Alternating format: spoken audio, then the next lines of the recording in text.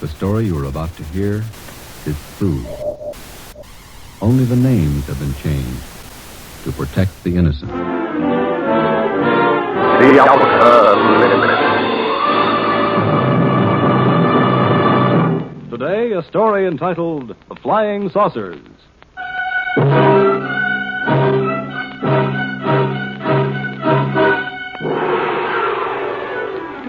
It is the year 2000 plus 12. A blazing New Mexico sun shines down upon a great military installation. This man in the saucer, can you describe him? Well, sir, he was small and skinny. His head was pointed, came to a very sharp point. He had long green hair. His eyes were a sort of purplish red. He had large ears which were formed like an antenna. His teeth were perfect, but spread far apart. And I noticed, too, a jacket of some sort of spun glass and bright red metallic hues. You say this all took place in a few seconds. Mr. Nagelschmidt, can you tell me what color tie I'm wearing? I'm sorry, sir. I didn't notice. You mean to say you can remember everything about this man from the spaceship, his hair, the color of his eyes, the clothing he was wearing, and yet, after all this time, you can't tell me the color of my tie? But you didn't come out of a flying saucer.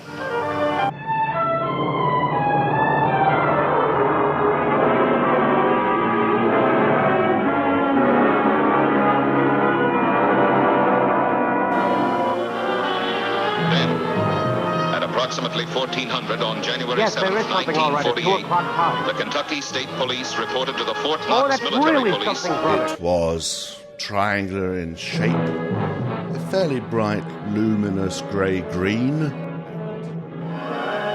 Provost Marshal at Fort Knox called the commanding officer at Godman Air Force Base. A letter to be transcribed over your signature and sent off on the 5 o'clock connecting plane. Right. Heading, top secret. 2, National Scientific Council. Copies to Joint Chiefs of Staff, Secretary of Defense, the President. For the past 3 months, this secret experimental installation has been visited by flying saucers. In view of the importance to national security of this secret installation and its experiments, the reports already mentioned were reviewed by JCS and the National Scientific Council. The station has been placed in condition alert. Next visit from the flying saucers is expected momentarily. In view of the foregoing, we are in complete readiness. We will attack. Repeat, we will attack.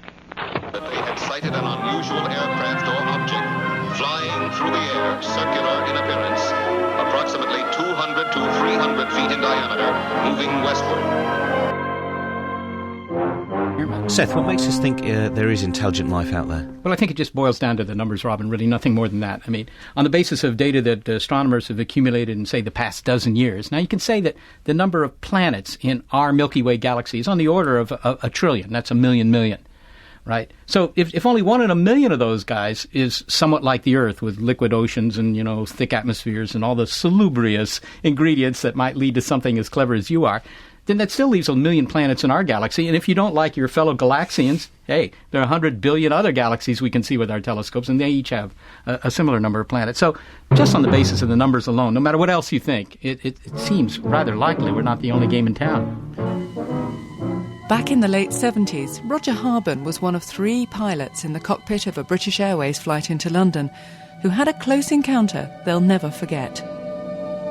We were flying over northern France. It was late in the evening and dark, and above us, very slightly in front and to the right of us, we saw this object which we could not identify. It was triangular in shape, a fairly bright, luminous grey-green, and one of the oddest things about what we saw was the way that this object, whatever it was following our flight absolutely perfectly. as if it were flying in formation. Captain Harben isn't alone in his UFO sighting. Many pilots see Listen, them. it's certain, I would say, that there are aliens amongst us. However, by amongst us, I mean in the observable universe, which contains 2 trillion galaxies, each with an average over 100 billion stars. And since the laws of nature are consistent with the spontaneous emergence of civilizations, i.e. we exist, then I find it unlikely that we will be alone. However, the question is, how close is the nearest civilization to us? And I think the answer may be outside the Milky Way and therefore forever inaccessible. The